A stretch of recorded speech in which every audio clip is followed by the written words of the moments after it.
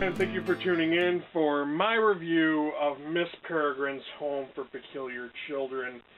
I know I'm probably not the first person to say this, nor will I be the last, but I feel like the last person in the whole world to finally read this book.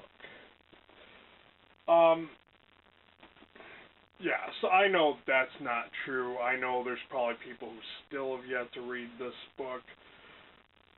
But I honestly felt like I missed the bandwagon on this. Well, anyways, let's get on with the review of this book. Miss Peregrine's Home for Peculiar Children is by Ransom Riggs, if you did not know that.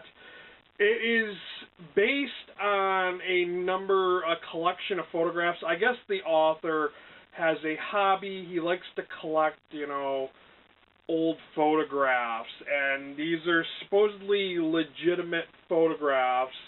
They're not like doctored or new photographs, which I kind of find hard to believe, because just by looking at some of these pictures, they look so sharp, and like the definition, they look pretty modern to me, like if they were, as if somebody had just taken them and altered them in Photoshop or something. But that's besides the point.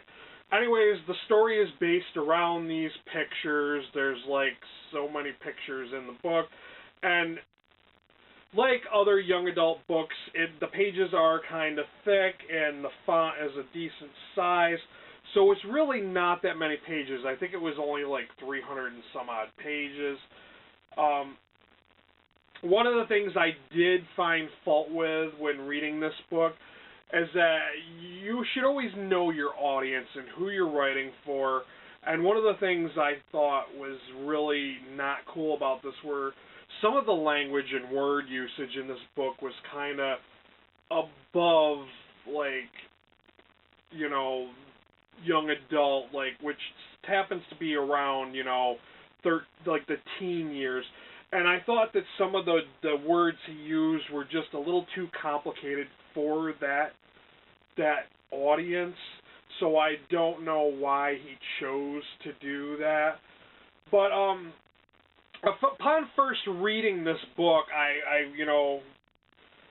started reading it, and I'm thinking, oh, it's really, this is kind of cool. It, mentions World War II and the Holocaust, and I was almost going to think to myself, my first impressions and my first thoughts were, this is all just imaginary, and it's really like a metaphor for something else, alluding to the Holocaust and World War II, and that the monsters are the Nazis.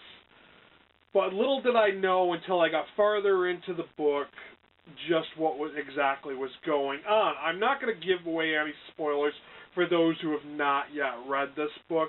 I found the characters to be very likable. I really, thought they were kind of, like their interactions and their personalities and everything were generally likable.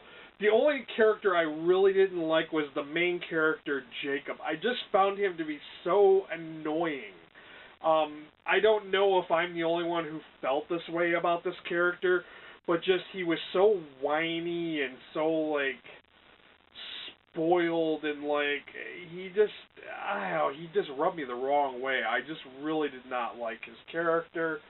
I just thought he was really annoying. I mean, he kind of got a little bit better towards like the middle, like end of the book. And that's another thing. I didn't like the way the book just kind of abruptly ended, and I know there is a sequel, The Hollow City, or what. Okay, a little bit more about this book. I really enjoyed the plot, or the main part of the story about what it was about. Other people have compared this to the X-Men, and that the kids were like the X-Men. And I thought that was kind of strange, because like the children all seemed to vary in different ages from what I was reading. Like some were teenagers and some were little kids, but anyways, these kids, they're referred to as peculiar children or peculiar people. They have like abilities, like there's one that can, create fire. Another one that if she takes off her weighted shoes, she can float. Another one has super strength. There's an invisible child. But I mean, I thought was a good, strong point for the story and the plot about how they're hiding in a pocket dimension that they referred to as a loop. And this pocket dimension repeated the same day over and over again. It was a day set sometime in 1940. I found that to be very interesting. So it was almost kind of like, time travel a little bit, which made it very interesting. The story did flow very well and very easily.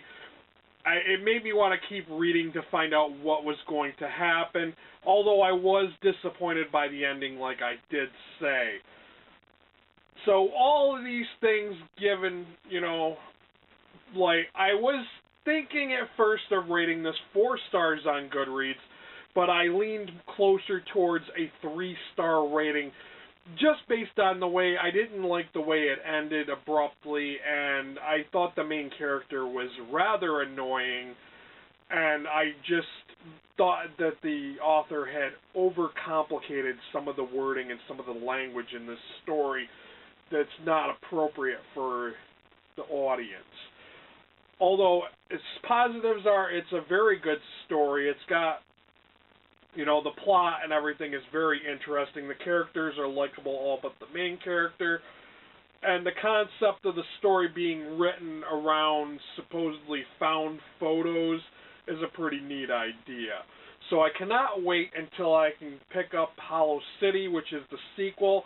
I do not know how long or how soon after I can, read and review that book, because it's currently, I placed a hold on it at my library, and I'm waiting for a copy to become available. I think it said there was like 57 copies of this book, so just have to wait and see. Also, I am going to read the graphic novel version of this book.